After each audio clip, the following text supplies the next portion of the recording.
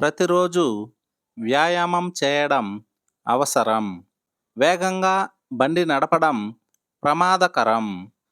Junk food ఎక్కువగా తినడం హానికరం. ఇంగ్లీష్ నేర్చుకోవడం సులభం. ఇలాంటి వాక్యాలను ఇంగ్లీష్లో ఎలా చెప్పాలో ఇప్పుడు చూద్దాం. దీనికి గాను మనం it is plus adjective plus to plus V1 plus other words అనే ఈ స్ట్రక్చర్ను ఉపయోగిస్తాం. ప్రతిరోజు వ్యాయామం చేయడం అవసరం.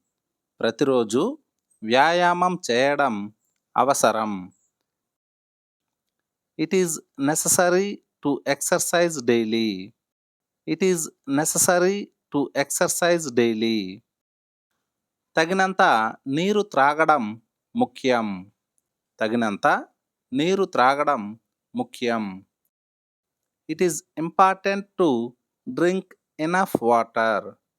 It is important to drink enough water.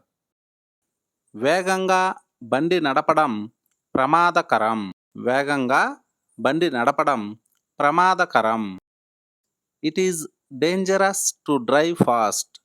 It is dangerous to drive fast. ఉదయం తొందరగా నిద్రలేవడం కష్టం. ఉదయం తొందరగా నిద్రలేవడం కష్టం. It is difficult to wake up early in the morning. It is difficult to wake up early in the morning. Junk food ఎక్కువగా తినడం హానికరం. Junk food ఎక్కువగా తినడం హానికరం. It is harmful to eat too much junk food. It is harmful to eat too much junk food.